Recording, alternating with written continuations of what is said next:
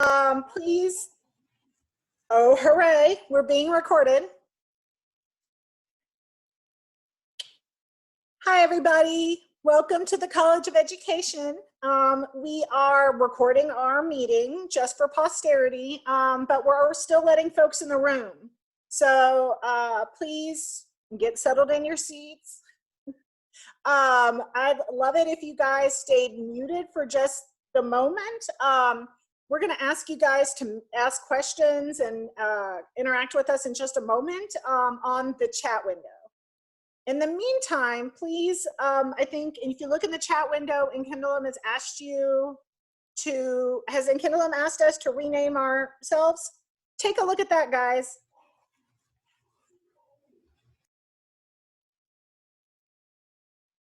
Anna, did you know that this student in this picture was, I think, a College of Education student? Did you know him? I think you guys have mentioned it before. I think you said maybe he was one of your favorite students or something. No? In terms of our, yeah, in terms of our advisors, I feel like everyone knows him but me. So I guess it's you and me. Yeah. But we use his picture a lot, so I always think about how he's one of our real life students. It's not from a catalog. It's from you.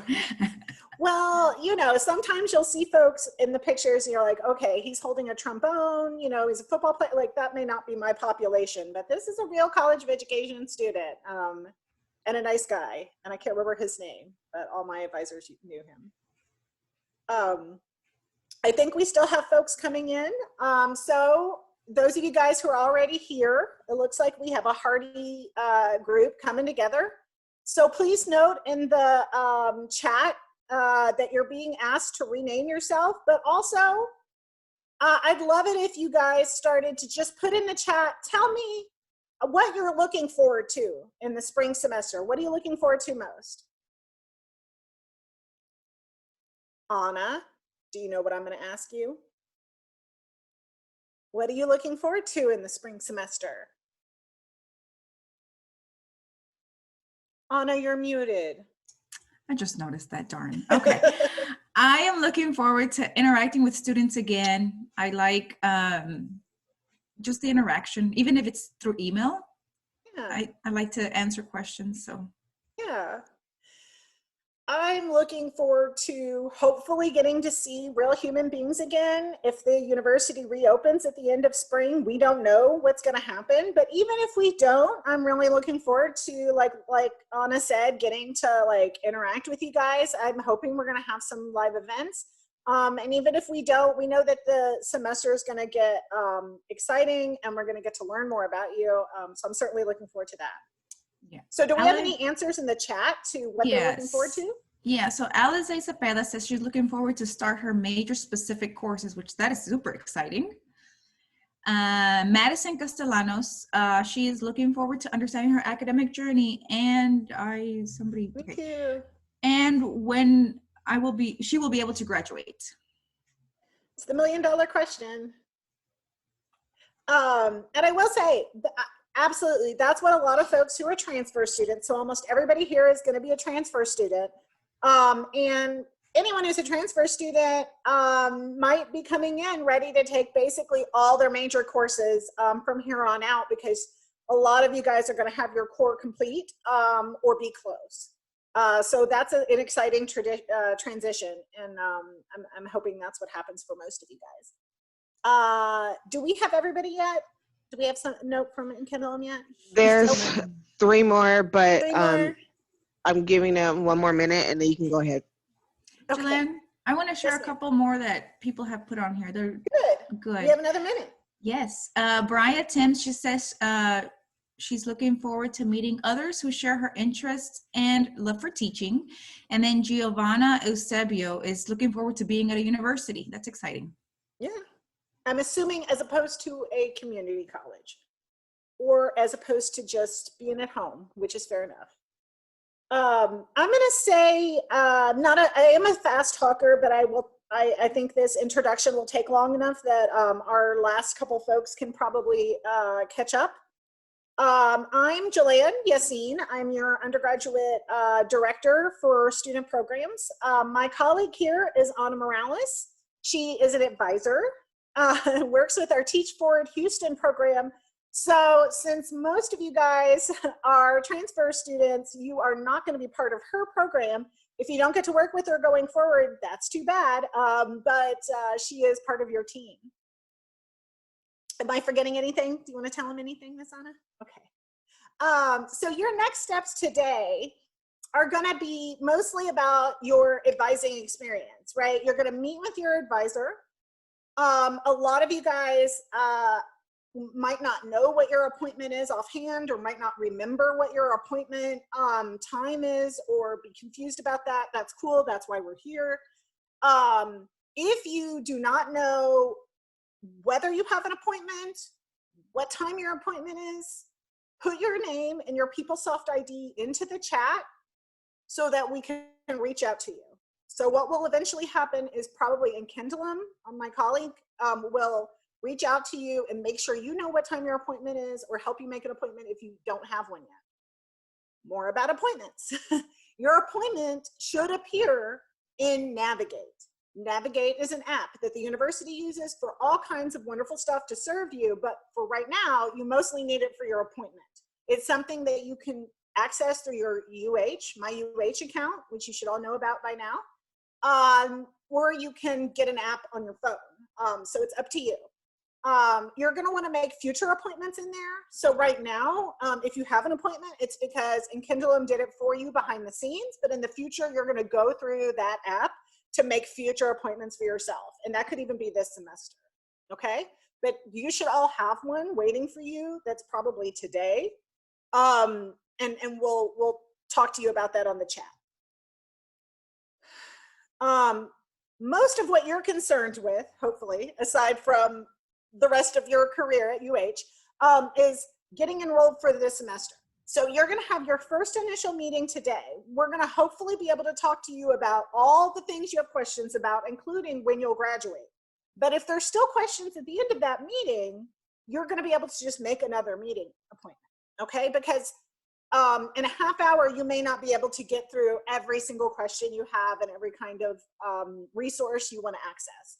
So you may have holds on your account. For example, some of our students still have bacterial meningitis holds, meaning that they need to prove that they've had that vaccine.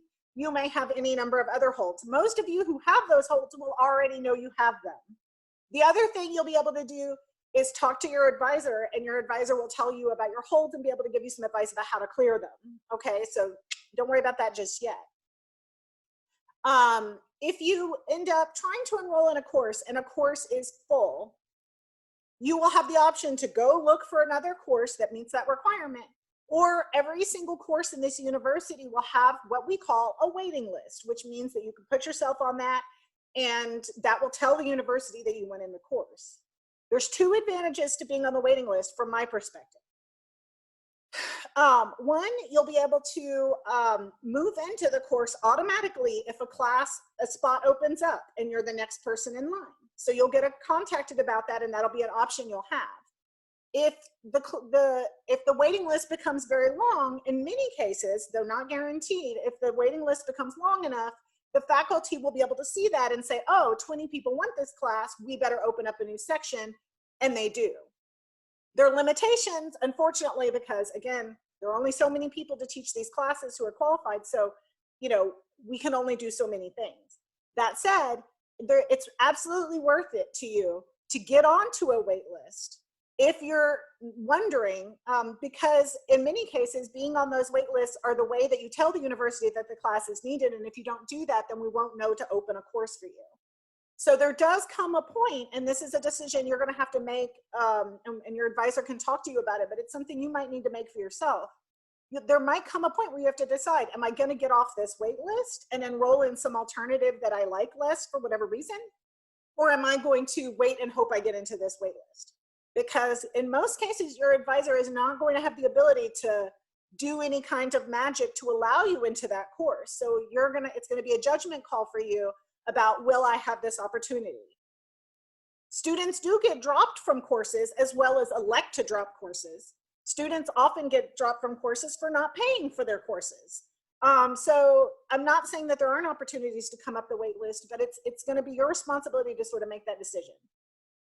There is an app called Coursicole, which can be really helpful for students. So students sometimes download this in order to be reminded of when a spot opens up so that they can go pop into that class. It's not a UH app. It's a paid for app that I think you can get one free, but it is an independent app. I'm just mentioning it to you because it's something students often use and find helpful.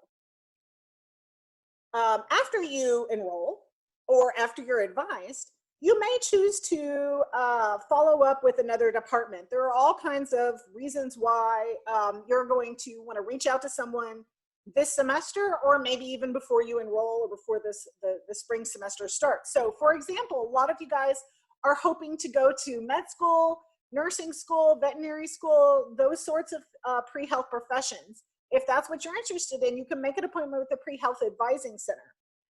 This is something that you may want to do much later. So normally they don't have that much to say to you right before you start classes when you don't have a GPA. It's a little bit early. But you're welcome to reach out to them because they are a center that is here to help you. Another area that students often want to reach out to at this stage are other minors and other advising offices. Because, for example, if you are not able to take as many classes in your major as you'd like because of the prerequisites, because maybe you don't have the prerequisites for the upper level courses, if that happens, sometimes your minor is a good opportunity for you to pick up more courses that will apply to your degree. Of course, the limitations for all of these things, just so you know, is that all of us are very busy right now because of the time of year. But that said, we are going to work on giving you any referrals you need, and we'll help give you advice about those offices. Another area you might want to reach out to at this time is financial aid. A lot of folks are still working through their financial aid questions. If that's you, I have heard on one hand that the best route is phone. I have also heard that maybe IMing, you know, the Ask Shasta function on the website might be a good way to go. And that for emails, phone is not typically really a great method of communication, only because they tend to have about 8 or 9 appointments a day. So that means they're usually talking to people when the phone is ringing. So email is usually a good way to go with advisors. One important question that our students are always going to have at this stage is, cool, advising, when do I do it again? Why would I do it again? We are going to do it as much as you need to. So everybody's different. And so you may have to make an appointment right after this meeting to make sure that you follow up on something that you're working on. Otherwise, we expect you to come in once a semester, once during the long semesters. And I'll talk to you a little bit more about that. And every time you communicate with your advisor, I'd like you to put your ID and your full name. I know that sounds silly, but you can see Anna nodding. It's hard, you know, you would think we remember you, we care about you, but you may not be the only Ashley Jenkins we have at the university. And so it really helps us distinguish you from the other Ashleys or what have you. You may need additional appointments later, even in this semester. And again, you may want to make an appointment with your advisor in your minor.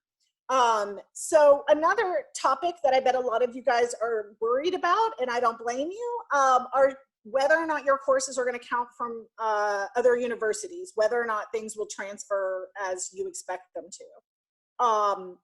So this can happen very clearly for you. It may be very easy for you. What will happen is, if you are taking courses at a public university, like a community college, a public community college, or even a public four-year school, typically we have core agreements, which means that those Texas core classes, which is most of what our students will bring in, we'll have an agreement about how we articulate those, which is to say we know how to count most of those courses. In some cases, we won't. If you took a very specialized course at your community college, we may not know what that course is. If you went to a private school, we may need to work on that. If you went to another four-year school, but it was outside the state of Texas, that might cause you some slowdowns. That doesn't mean there isn't a route. There just means that there's a review process. And what that means is that some of you guys might need to create something called a transfer credit petition. That will include syllabus from your original school, And the request will have to be reviewed by essentially the program area, the faculty member who teaches the class. Because as you can imagine, some of these classes are going to be in math, and that's, you know, a couple miles away from my office and a couple departments over. That takes some time. The faculty themselves are busy, and it takes some time for them to review each petition individually. So we warn folks that if you need to do a transfer petition, you might need to expect that to take a couple months. Your advisor will talk to you about that and give you details. And if that doesn't apply to you, then congratulations, because it might not. For summer and fall advising, that's your next opportunity for advising after this one. We'd like you to make an appointment in February or March. That seems really early for our students. Like, you might be thinking, I'll barely have started class. That's true, but that will give you the earliest opportunity to get advised, get any holds that might be on your account off, because we do place holds on certain accounts, and because we know students need to be advised. If that happens, you want to be in there very early in order to get your advising and the information you need to go forward, so that you can be one of the first people to pick classes, and that really helps you get the best classes for your schedule, right? The difficulty for you guys is going to be that as orientation students, that means you're basically getting the last pick. That doesn't mean that you won't get your hopes and dreams, but that's why things seem narrow and you don't have as many options as you might expect. That might loosen up a lot next semester, especially if you come in early.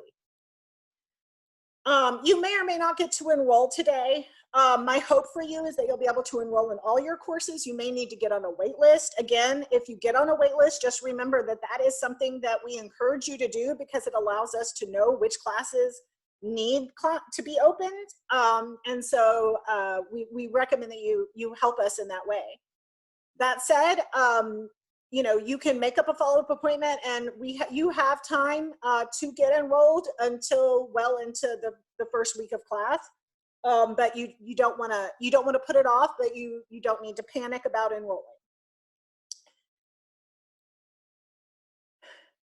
One thing that I wanted to make sure we talked about, because it is very confusing, are the modes of instruction that we offer at the University of Houston. And this has changed. So if you have questions or you see me and Anna look a little confused, that's correct. It's new. But the good news is the University of Houston is working really hard to give you guys the safest environment while also giving you the most flexibility for courses. So here are the different kinds we offer. We're offering in spring face-to-face classes, okay? Those are traditional classes that have a smaller than traditional number of students in the class, and you'll be physically socially distanced with lectures and participation occurring in real time. So that means that if you miss these classes, there's no online taped version for you to go to. And that might be different than options you've had in the past. You will be required to be there and might suffer absences if you're not able to be there. So that's a question for you to consider when considering if the face-to-face is right for you. High flex is something that I think was offered very frequently last semester and less so this semester, but it is still something we're seeing. High flex classes, if you see them on the catalog, say that they will be designed to offer seats that are sort of optional. You can come face-to-face, and we would love you to come face-to-face, but we'll offer all the services, and you'll be able to turn it in, the classes, the work in, if you're online as well. So it's sort of flexible. That's the flex, that you can come to class or work from online at your will. Hybrid classes have a mixed pattern, meaning that you typically meet one day a week and are online one day a week. But faculty can sort of decide what that means. And sometimes you'll see notes in the bottom of when you try to add the class, it'll give you a note section. And you can identify what are the dates I'm required to be there. Some will say and some won't. So you can look at that and try to decide. I know that in at least a couple courses I'm encountering, when I look at the notes, it's clear to me that hybrid really means the student only has to be there for the test dates. So I'm not promising that, but that is true for at least some. So look at the notes on hybrid. Asynchronous. Asynchronous is what you would probably experience as your traditional online class, right? It'll have deadlines for projects and papers and things, and you'll have lectures and you'll have participation, but you don't have to be there any specific period. There's no like 4 to 8 on Tuesday that you have to somehow be in front of the computer. Synchronous is that, right? Synchronous classes meet face-to-face, and I'm sorry, they don't meet face-to-face, but they meet online and you have to be there during that time. So if you have a face-to-face class and a synchronous class and they're there at the same time, the computer system's not going to let you enroll in both because the computer system assumes those classes are at the same time. You can't do that. Did I make it to the end? I did. So, Anna, I bet people have questions. What questions do folks have?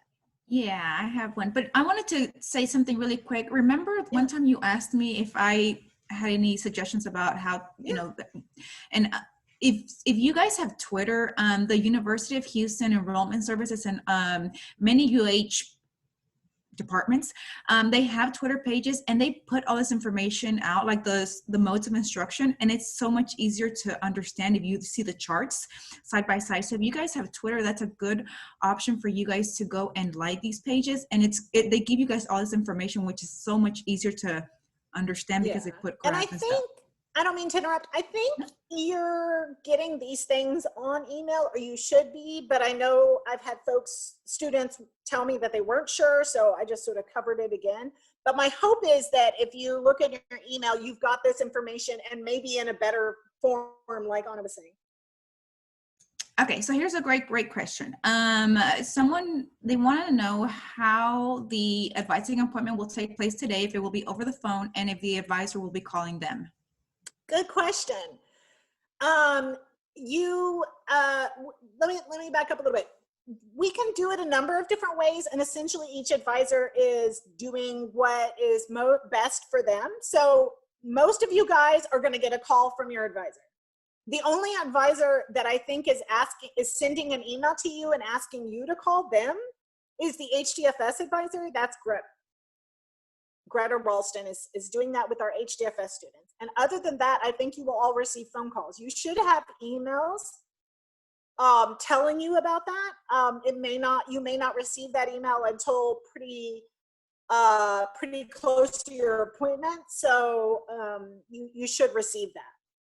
In future, just so you know, usually your advisor will just let you know right before or as part of your setup, hey, this is how the appointment will go. Like when you sign up in Navigate for an appointment, normally you would just be able to see, this is what's going to happen. Someone's going to call you. Does that make sense? Deland, let me add an everyone's extra. doing it differently. In terms of the email for this appointment with orientation, you would have gotten it as soon as you would have already received it, because I would have already made the appointment for you all. So please check your spam or junk folder if you do not see it. If not, I did put my email in the chat and you can email. Yeah, my understanding is you should have already received it. I will say some of us do love to do video appointments. I love to do video appointments. So if you meet with me in the future at some point, you'll get the same email, basically the way you will from your advisor today, except mine will include a link instead of a sentence like, hey, I'll call you. And that link would be something you could open up. But I think for the sake of nobody running into any technology issues, phone is very reliable. Do we have any more questions, Miss Anna? I don't see any more. If anybody wants to unmute themselves, if that's okay with you. Does anyone want to unmute themselves and tell me their secret questions? I have more questions. I'm sure you do.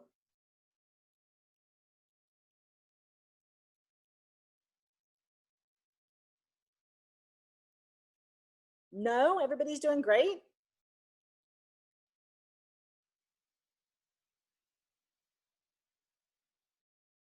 So who here wants to be a teacher?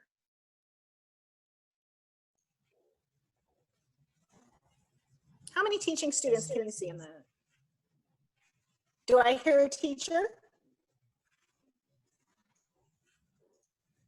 Are there Okay, there's a teachers few whispering me's somewhere? in the chat. Yeah, they're putting it in the chat. How many, So we have a few. Does Awesome. anybody here want to teach high school? Because that's important for us to know now. Are we getting silence in the chat? No, someone said no. Someone said they're doing HDFS with EC36 certification. Awesome. I'm just looking for folks that I need to reroute. The fact that nobody wants to be a high school teacher is actually good news, because we don't do that in this major. So I was gonna, that means you guys are probably in the right place, which, you know, I love. So some of them are saying middle school, which is totally fine. Totally fine. We do 4 areas of middle school. Math, science, English language arts, and social studies. So that is totally okay. My folks in health, how many, do we have folks in health here?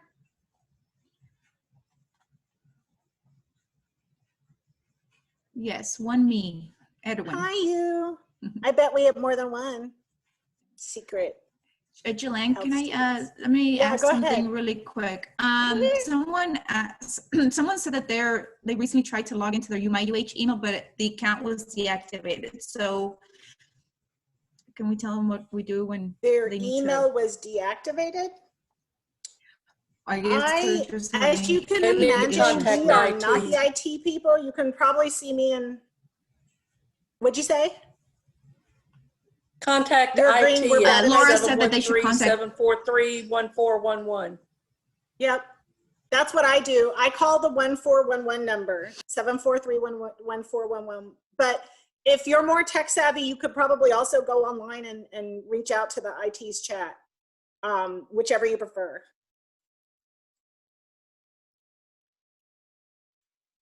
But that's extremely normal. When we used to do in-person orientations, that was obviously something we combated all the time. Do we have any other new questions?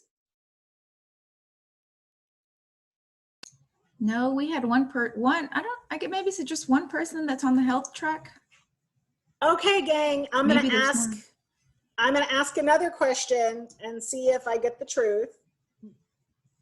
What are you guys, you don't have to tell us your anything personal, but generally, what are you most worried about for spring?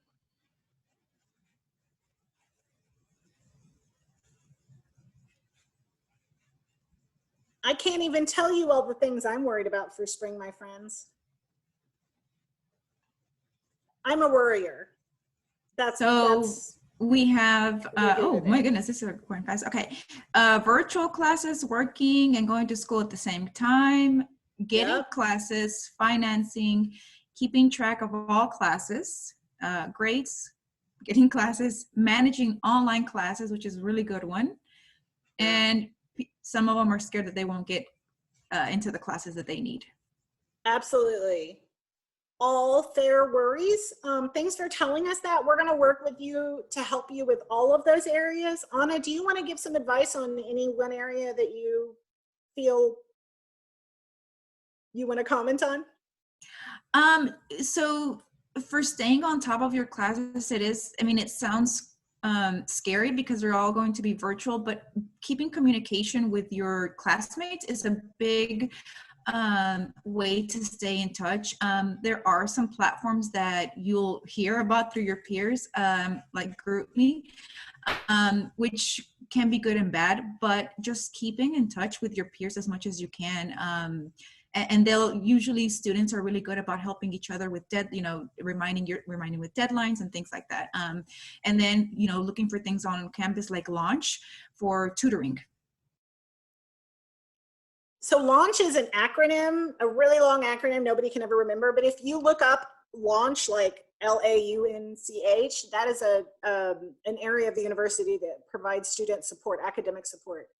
The other thing I wanna build on what Anna said was we have something called the PEEPS mentoring program. Laura, my friend who is invisible on this call, can you tell me what PEEP stands for? PEEP stands for Personal Early Educational Performance Support. Isn't that a great name? They're my peeps. They are students who are wonderful, successful, want to help you. And essentially these are mentors who we can connect with you if you want to know more about, your program, how to succeed. You're wondering how to get involved, you feel lonely. If you need some sort of tutoring, they offer those sorts of services. So ask your advisor if in doubt. I know we had this in our informational video, but I want to make sure you guys know that is something we offer, and you can ask your advisor about it today, because your advisors each have specific folks in your major who they can tell you about. Sound good? Yeah. Julianne, we have a couple questions about the modes of instruction again. Someone asked if you could go over it. Yeah. What's the specific question? Well, okay, let's see. Hoping to register. Because if you have a feeling that it's confusing, I don't think that's a misunderstanding, but we can go through it in great detail.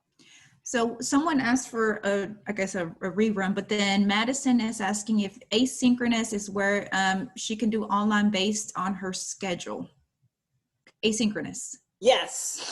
Yes. The short answer is asynchronous is going to be the most flexible online class, right? The one that you can adjust your schedule the most.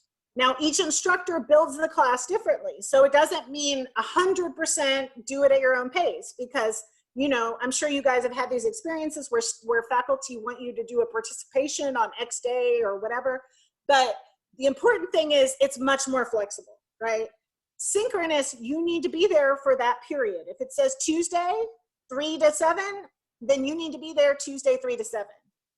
And if you're not, you may miss things that you need or accrue absences that hit your grade, or miss a test, or important things.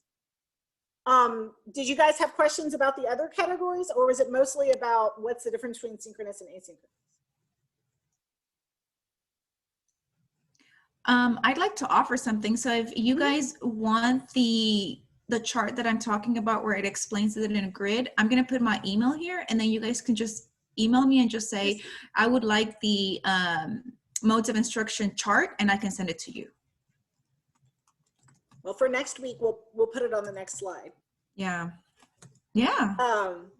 I think the things you're going to see most often are going to be online classes, where the hybrid ones, in my experience, have been courses where instructors are trying to work with you in terms of trying to make it as flexible and online as possible, while also needing certain components that are part of the class, whether that be you have to take the classes in person, or you need to be there on X and Y day. So again, I would look at the notes if you see hybrid to see if there's anything special, and exactly what that means.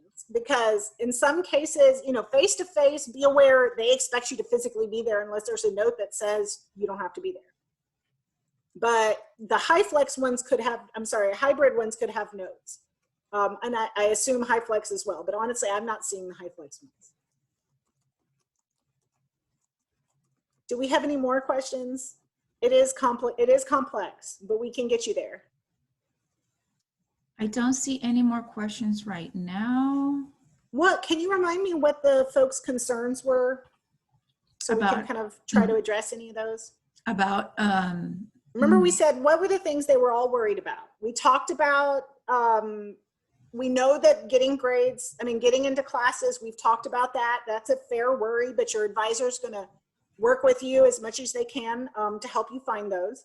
We know that folks are worried about just kind of managing things. Again, Launch, that organization that we just mentioned, and I know we offer a lot of information about it on our, our video. If you go back to the orientation modules, Launch has a little bit of information, has lots of information about how to organize yourself, especially with an online, with working remotely and learning from home. How to stay organized, how to have a planner, what kinds of online tools can help you stay on top of things. This is not one of my strengths. I've had to learn those skills along the way, and I promise that they're learnable if you feel a little overwhelmed. It's definitely something that you can get, and it's a service that we as a university offer for you that's built in. It's part of your fees. I'd say it's free, but it's part of your fees. And Kendall put the link in the suggestions. I know that you work with yours. I'm sorry. And Kendall put the launch link in the chat, so that's there for them. Thank you. I'm not a good chat multitasker. One of the ones that is a concern that I kept seeing is the virtual classes also. Yeah. Mm-hmm. Yeah. Managing online classes. Just feeling disconnected. We're gonna try to create some opportunities for engagement. The university is gonna try to send out things for engagement, like just to, maybe meet with you or invite you to a face-to-face, video call, something. We're really trying to give you the best experience we can until we are no longer a part of this quarantine. But hopefully soon we'll be seeing your faces again. Just know me and Anna aren't going to recognize your faces the way we normally would. I miss that. We recognize the names. names. Can I say something? Hey, can I say something? Yes. Hey, everybody. If you want to do one of the most, the best things that some of my students have said to do for online classes is to actually pretend like you're in class at a certain time and set that time aside in your calendar and you work on that particular class. And then also set aside study time for that particular class so that you study for that class at a particular time, because otherwise it's so easy to forget them. Let me introduce you to my quiet friend. This is Miss Laura Lee. She is your student success coach, and you may have seen her in your video or described as part of our video that in the orientation modules. But I'm glad she got to tell you that, because she works with the PEEPS program and helps support you guys if you need questions about tutoring, questions about support. She also leads the PEEPS pantry that supports our students who are food insecure. So helping feed students who are hungry, essentially. I'll put my email in the chat so that if anybody has any problems, they can always email me.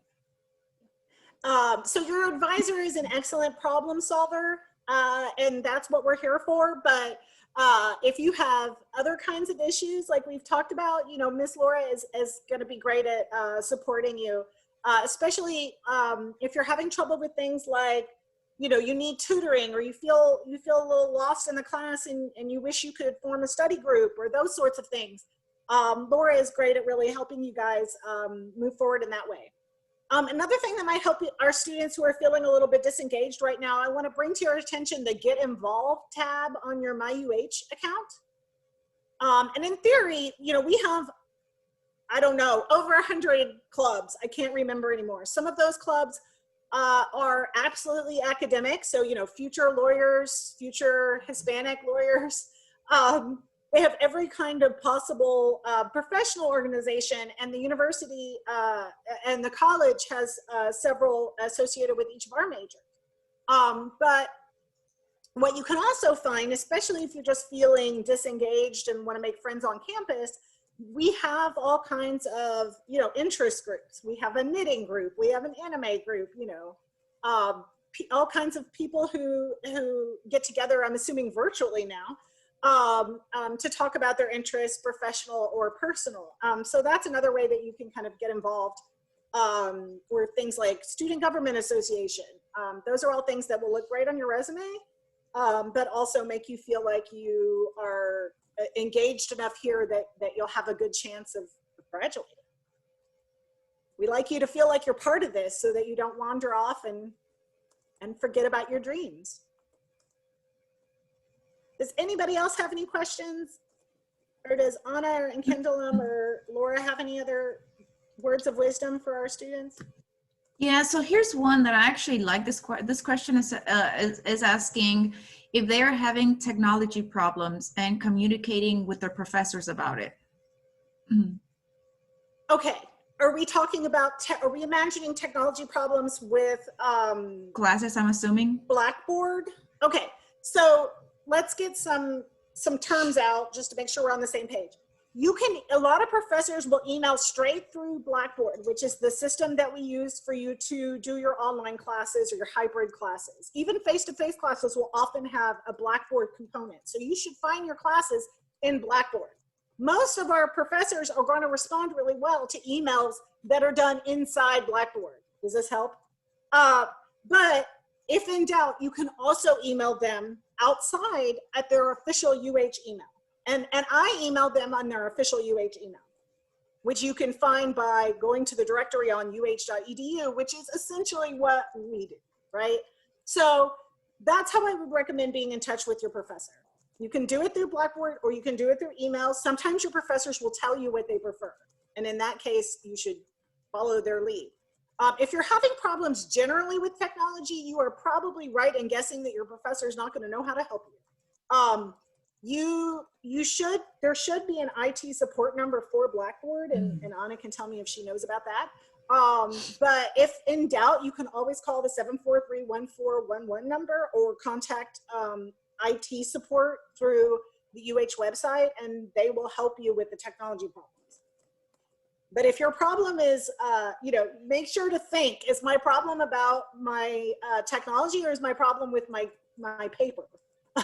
Because if you come to your professor with your technology problem, you're probably going to get a similar response to what happens when you ask me or your dad about it, which is it'll be slow. Any other questions, my friend? Yes, there was one. Okay, Madison asked if she's worried how to be involved when, did I answer that? How to be involved when I have to be an online student because I have to work. So work and then being a student. Are you, and I know it's hard to answer this way, you can unmute as well. Are you hoping to continue to take mostly online classes after the quarantine is over and we kind of resume normal operations, or are you just mean now during spring? I mean now, well, no, I mean like in general, because I'm hoping my entire career can be online because I am currently already. It's a good question. So not to pry, but what is your major? Because we generally don't offer online degrees. Oh, I'm a humanities. And I'm glad you're asking because I think, and not to interrupt you, Madison, that's a confusing thing right now because most of our classes have online components or are completely online now, but that's not normally the case. And that's something to, if you're planning, I would expect for them to go back to mostly what they were before. And so that's why I want to know what your major is so I can tell you what you're looking for. I'm HDFS with an ECU through 6. So you will have some online classes. You're going to talk to your advisor about this. And she'll be able to tell you a little bit more about where it can be online and where it cannot. But I can say with some confidence that your teacher education courses will generally not be online. And that means typically your last 2 years will be mostly not online. That said, I'm generalizing and I recommend that you talk to your advisor about it. But as you can imagine, and this goes for our teaching and learning majors as well, anybody who wants to be certified to teach. Right now, we have permission from TEA, that's Teacher Education, Texas Education Association. I had a moment, I know that. The TEA, which is the organization that allows us to certify you, has made exceptions and allowed us to create all these alternative ways for you to meet what's considered your field experiences. Those are your hours in the classroom, so to speak, or with students in the schools. We may not continue to have those exceptions. So if we have folks who are juniors, and not in the field, that may not continue. And then I will say the folks who are in their last year, because we do have 1 year of student teaching already required to be in the schools physically, I think at this time. Is that correct, Ms. Anna? I'm sorry, I was not paying attention to the last part. I'm sorry, our student, the folks, nobody here will be in student teaching because that's typically your very last year. But I think that even our student teachers are already back in the field and not online. Yeah. So I think some of our what's that? I said most of them, yes. Yeah. I think if you are going into pre-teaching, which is the furthest that our teaching students would likely be, that's the stage that if you come in completely done with your core, that's the best we can imagine. Those classes may be online this semester, but in the future, you'll definitely be face-to-face. Madison, did you have a follow-up question? I did. What do you recommend for somebody who can't necessarily stop working to get their certification? I recommend that you talk with your advisor because that is a very complex question, and she is very good at answering that question because you are not alone. That is an experience a lot of our students have, and she can talk to you sort of about when the jumping off place is, so to speak. So let me put it this way: there's a point, I don't know what time of day you have available, but you may have semesters where you're like, okay, all these classes are online and then I have to take one face-to-face, but it's 7 to not 8 p.m. So it'll be okay, but how long can you do? And that's the issue that a lot of our students eventually run into. And so what we tell students in the shorthand is that, the short answer is you can typically work as long as there's class times available. You'll have enough spare time, so to speak, to have some kind of job all the way to about student teaching, which is that last year, so to speak. But usually during student teaching, we don't want you to have another job because you don't have the time. What were you going to say, Ms. Inkenwilm? It's 1 o'clock. Some of them have appointments. Let me let you guys go. We're just answering questions. If you want to stay for a few more minutes, I'll stay and answer any questions. But if you have appointments, go run to your advisor because they're going to help you a lot more than I will. Bye, everybody. Thank you for your time. Do we have anybody still here? Yes, we have Let's just stay and see if anybody asks us anything. Thank you, Edwin and Jessica. Thank you. Thank you. Thank you, Sarah.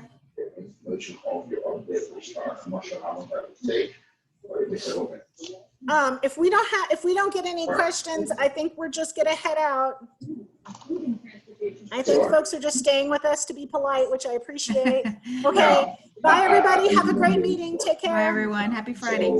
I would suggest to close.